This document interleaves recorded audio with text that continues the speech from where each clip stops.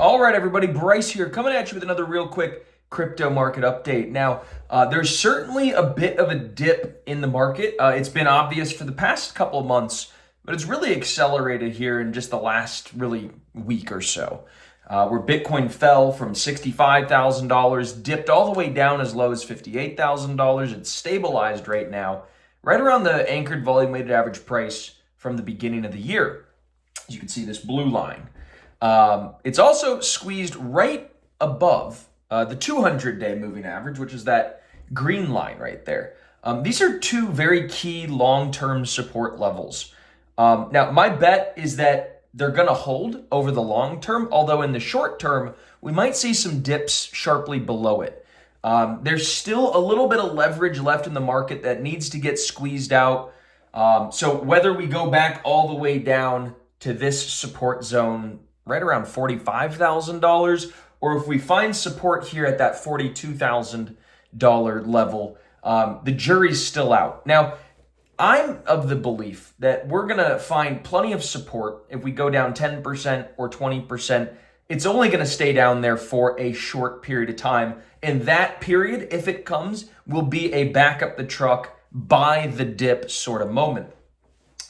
The reason why I think that is because we have such strong fundamentals unfolding in the crypto world. Not only do we have that Bitcoin ETF that still every day is churning away and adding more Bitcoin to these ETF holders. They're looking for exposure. Right now, many of these traditional financial advisors and institutions have a 0% allocation to crypto.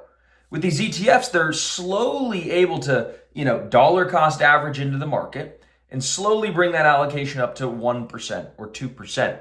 But the point I'm trying to make is that they're just now starting to get off zero. There's only been about, call it $15 billion of inflows into the Bitcoin ETF, although that has made it the most successful ETF launch of all time.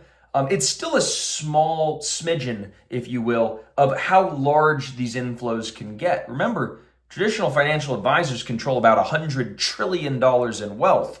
1% of that is $1 trillion. So we're about 1% the way to being 1% of all traditional financial advisors' portfolios. There's a long ways to go if we're 1% the way to being 1% there. So I'm very excited. The ETF for Ethereum is also launching. You could see this very clearly. The SEC starting to kind of speak positively, if you will, on Ethereum. They dropped an investigation into the Ethereum Foundation. They're approving the Ethereum ETF. We're expecting this thing to start trading as soon as next week, by the way.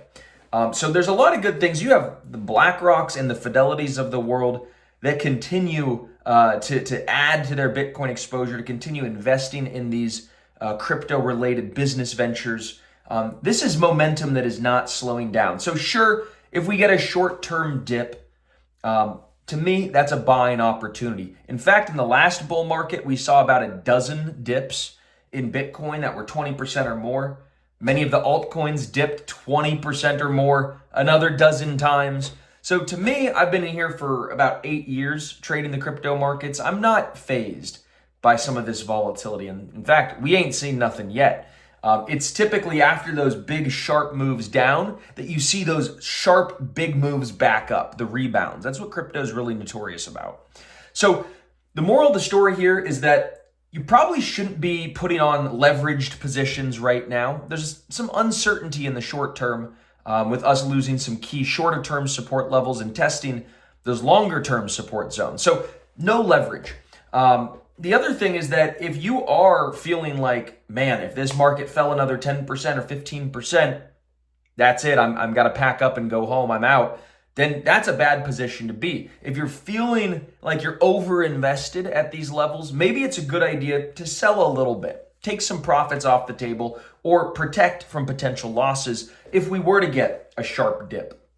My base case is that we do see a little bit of a grind lower. I'm not expecting us to have some chaotic, crazy tragedy or anything like that, but I do expect to see this 200-day moving average get tested a little bit and see if those buyers are truly there and strong-handed. If they're not there, we could see a sharp dip into the low 50s. Now, to me, the way I'm positioning for this, selling a little bit, but posting some limit orders right below prices. Posting those limit orders so that if we do get a dip, I've got cash on exchanges ready to buy.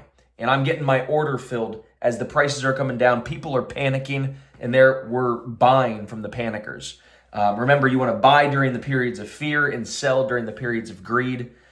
So make sure you guys don't pack it in. Make sure you guys are paying attention and getting ready to capitalize on what could be a generational buying opportunity. Remember, these dips, they come often, but they come very quickly. And so, again, if we get this sharp dip, I don't think prices will stay low for very long. So that's what I'm excited about. I'm particularly excited about everything going on in DeFi and DePIN and DAI as well. So everything, we're going to decentralize the world. And really, to me, that's the biggest long-term opportunity to make money. And you have to be buying during these bad times, because I'm sure you were buying during the good times as well, right? And so the biggest mistake you could make as an investor is to buy when times are good and then stop buying or start selling during the bad times.